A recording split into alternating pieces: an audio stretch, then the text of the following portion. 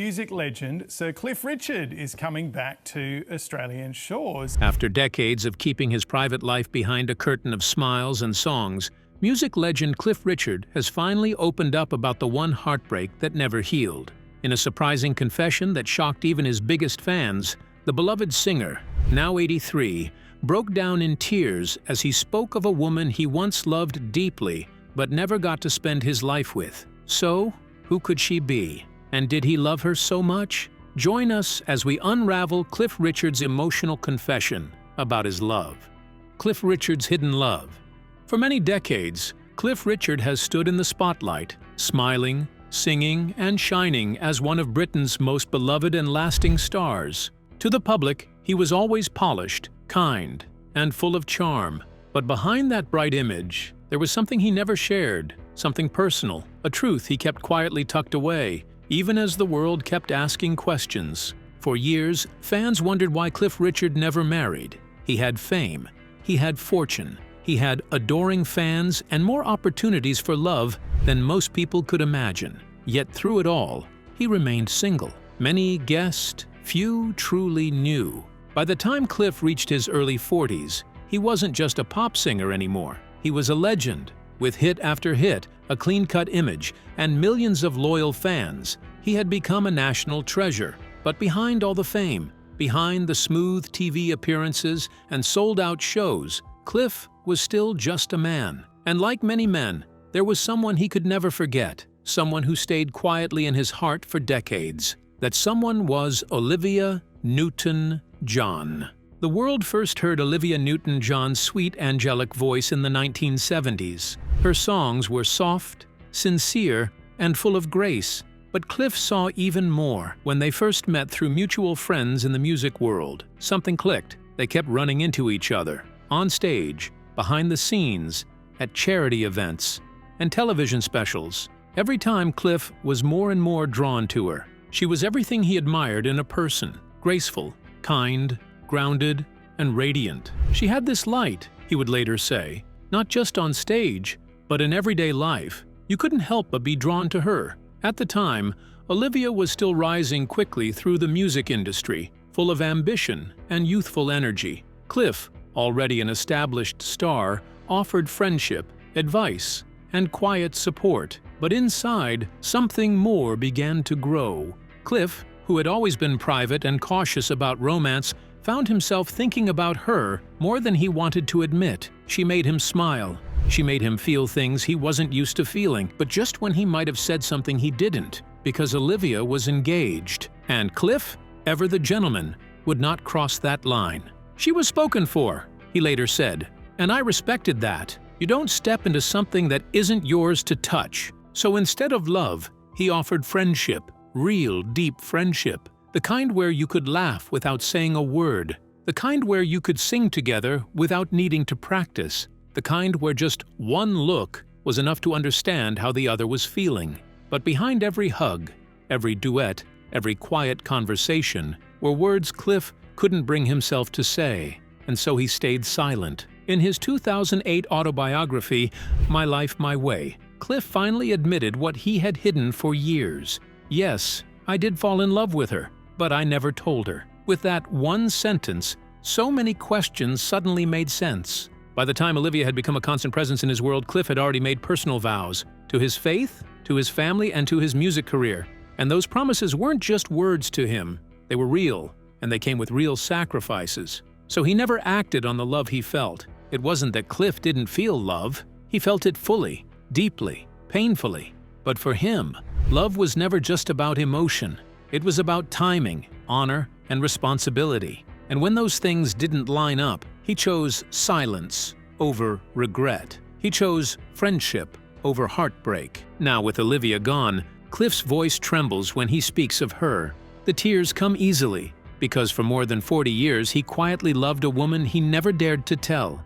And that kind of love, the quiet kind, the faithful kind, the kind that never fades, is perhaps the most powerful of all. So why had Cliff Richard never married? Why did his relationships never seem to last? Why, even when surrounded by the glitz and glamour of celebrity life, did he often seem quietly alone? Let's find out. Richard's silent devotion to Olivia. Cliff.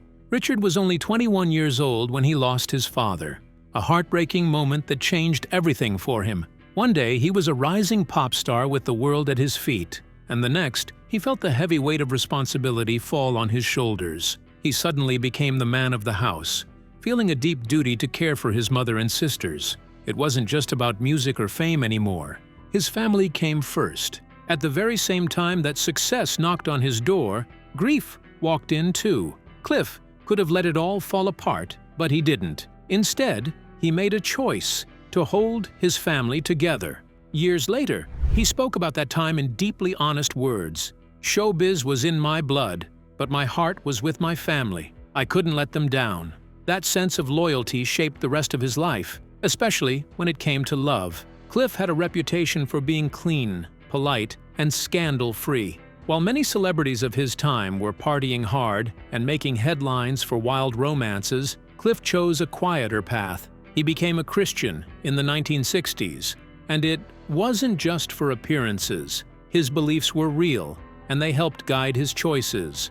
While others gave into the temptations of fame, Cliff held back. He knew people looked up to him, and he didn't want to disappoint them. But living by such strong values didn't protect him from something else: loneliness. During the 1970s and 80s, Cliff became close to someone very special, Olivia Newton-John. As their friendship deepened, so did his feelings for her. He fell in love, truly, deeply, but he never told her. The right moment to speak had come and gone. She had moved forward with her life, and Cliff, true to his principles, refused to stand in her way. Instead, he stayed close as a loyal friend. He offered her support, encouragement, and quiet kindness, and she never really knew how much she meant to him. Not fully. Over the years, Cliff dated other women. His most talked-about relationship was with tennis star Sue Barker. For a while, it seemed like he might finally settle down. The media buzzed with rumors of engagement. Fans held their breath, hoping for a happy ending. But in the end, nothing happened. Looking back, Cliff described his love life as a series of false alarms, and people couldn't help but wonder, was it because deep down, he had never let go of Olivia? Whenever interviewers asked why he never married, Cliff usually dodged the question. But after Olivia's death, the truth began to show. He had loved her, but he chose to stay silent, not because he was afraid, but because the timing was never right, and because he had made peace with the idea of carrying that love in his heart, quietly and alone. As the world fell head over heels for Olivia Newton-John, Cliff watched it all from the sidelines, with a mix of pride and heartbreak. By the late 1970s, Olivia had become a global star. When Grease hit the big screen, her role as Sandy made her a household name overnight. Cliff, already famous himself, could have felt overshadowed, but he didn't. He felt nothing but happiness for her, and a quiet ache he never spoke of. In public, Cliff was full of praise. He admired her voice, her grace, her spirit. He defended her choices. They even performed together, most memorably in the emotional duet, Suddenly. To most, it was just a beautiful ballad. But to those paying close attention, it felt like something more. A glimpse into a deeper connection neither of them ever fully admitted. Behind the cameras, they shared warm conversations, inside jokes, and a closeness their friends said was impossible to ignore. But still, Cliff stayed silent. She had everything, he once said: the voice, the presence, the kindness. But the world often forgot just how real she was. No ego, just heart. A heart that sadly belonged to someone else. Olivia eventually married, had children, and built a peaceful life. And Cliff stayed close, but never too close. He didn't interfere, didn't confess, didn't risk her happiness. He stayed in her life not as a lover, but as a steady, supportive friend. There's something deeply moving about a love like that, the kind that asks for nothing, causes no drama, and doesn't even need to be returned. Cliff carried his feelings like a treasure, hidden, sacred, and protected from the world, even from her. For decades, fans wondered. They noticed the way he looked at her, the softness in his voice when he spoke her name. But Cliff never gave the tabloids a headline. He stayed respectful, graceful, and heartbreakingly quiet. Even when asked directly, he gave simple answers. "She's one of the finest people I've ever known. I always feel better when I've seen her." But what he didn't say was this: she was the one, the love that never left his heart, even after she was gone. In 2022, the world was shaken by heartbreaking news. Olivia Newton-John had passed away after a long and brave fight with cancer. People everywhere mourned the loss of a beloved star. Tributes came pouring in from fans, fellow artists, and celebrities of all ages. She had touched so many lives with her voice, her kindness, and her light. But among all the messages of love and remembrance, there was one tribute that quietly stood out. It came from Sir Cliff Richard. He didn't hold a press conference or give a dramatic television interview. Cliff chose a softer, more personal way to honor her. A tender public letter and a few heartfelt appearances where his emotions spoke louder than any headline could. What could be so important that made Richard write a letter, and what did he say? Let's take a closer look. Cliff's stunning revelation.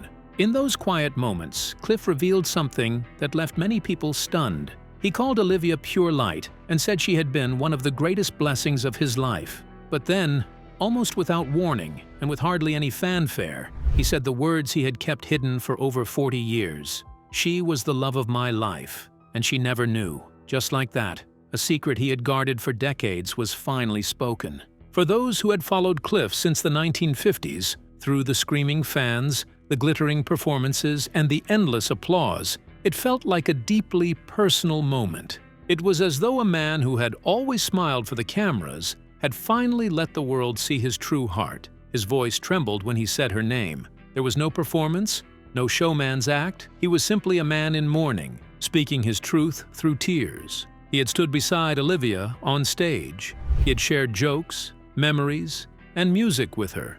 He had written songs near her, but never about her. He had memorized her smile. He had loved her, and she never knew. The honesty of his words struck something deep inside people. Anyone who had ever loved someone silently, anyone who had ever wondered, "What if I'd told them?" felt that ache with him. Cliff didn't speak out of bitterness or regret. He wasn't angry. He didn't wish for things to have been different. He was simply grateful for having known her, for having shared time and friendship with her, even if it never turned into something more. Cliff never tried to interfere in Olivia's life. He never wanted to cause confusion or sadness. When she became engaged, he quietly stepped back. He hadn't really lost her, because he had never truly had her. But in his heart, she had always been there. And now that she was gone, the weight of that silent love had become too heavy to carry alone. What made his words so moving was the way he said them. Not with anger, not with tears of regret, but with quiet sadness and deep thankfulness. He remembered how bright her spirit was, how kind she had been, how honored he felt to have been a part of her world. But still, you could hear it in his voice. She was the one, and he never got to say goodbye the way he had hoped. Cliff Richard's life has been one many would envy. Over 250 million records sold, knighthood from the Queen, #1 hits across decades, and a place in the hearts of fans all over the globe. But behind the glittering success, there was one thing missing. He never had a lasting love. Olivia Newton-John wasn't just a chapter in his life. She was the unfinished page that always stayed open. So, who was Olivia Newton-John? Let's find out. Olivia Newton-John. Olivia Newton-John was born on September 26, 1948, in the historic city of Cambridge, England. Her parents were Brinley Bryn Newton-John and Irene Helene Bourne. Both were born in 1914 and came from very different yet equally fascinating backgrounds. Her father, Bryn, grew up in Wales in a middle-class family. He later became a very important man during World War II, working as an MI5 intelligence officer on the famous Enigma code breaking project at Bletchley Park, the secret heart of British wartime intelligence. He even played a key role in arresting Rudolf Hess, one of Hitler's top men. After the war, he took on a quieter but still important role as the headmaster of Cambridgeshire High School for boys. And that's where he was working when Olivia was born. Her mother, Irene, had a very different story. She was born and raised in Germany, into a Jewish family of intellectuals and scientists. In 1933, her family made the brave decision to leave Germany and moved to Britain to escape the growing danger of the Nazi regime. On her mother's side, Olivia came from an extraordinary line of brilliant minds. Her grandfather was Max Born, a Nobel Prize-winning physicist who helped lay the foundations of quantum mechanics. Her grandmother, Hedwig, was the daughter of Victor Ehrenberg, a respected Jewish legal scholar, and his wife, Helene Agatha von Gering, who was from a Lutheran family.